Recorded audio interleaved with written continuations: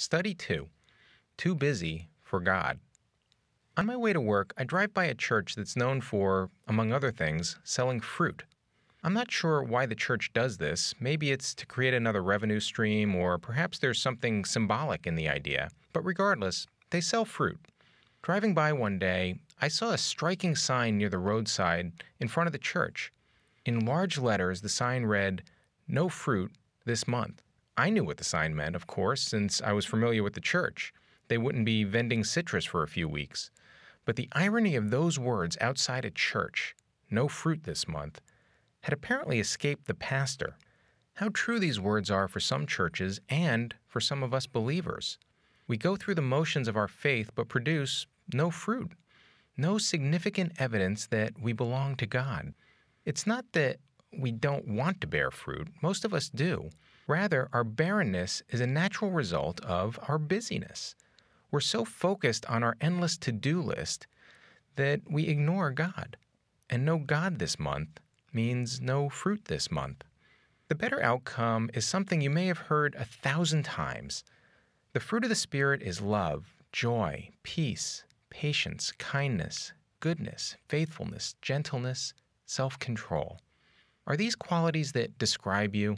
More to the point, do they characterize you recently? Or might it be accurate to have a sign on your back that says, "No fruit this month"? Being a Christian means having the courage to ask yourself the tough questions and to answer those questions with naked honesty. Proverbs 14:8 says, "The sensible man's wisdom is to consider his way." Similarly, Paul instructs the Corinthians to test yourselves to see if you are in the faith, and the Galatians that each person should examine his own work. Indeed, self-examination is a spiritual discipline. Being Christian also means responding to what God reveals through our self-examination by making better choices in the future. It means to change. If we're overextended, though, we have a tendency to ignore this reality, to ignore that we've become so busy that we're distracted from God. Busyness is the chainsaw that severs our branch from His vine. Is it any wonder we see so little fruit? If you haven't experienced much improvement lately in the fruit of the Spirit, maybe it's time to ask whether you've become too busy for God. Think about it. Are you too busy for God? In other words, is the busyness of your life distracting you from developing your relationship with God? If this is a problem for you, no recommendation in this study will be effective unless you address this problem. For group discussion, here's another way to assess whether there's a problem. How much has your prayer life improved in the past 6 months? How about in the past year?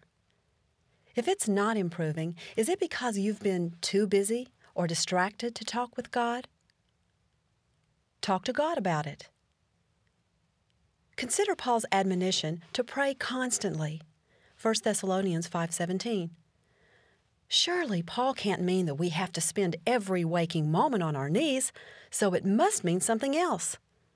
Ask God what He means by this and how an overloaded life gets in the way of doing God's will here.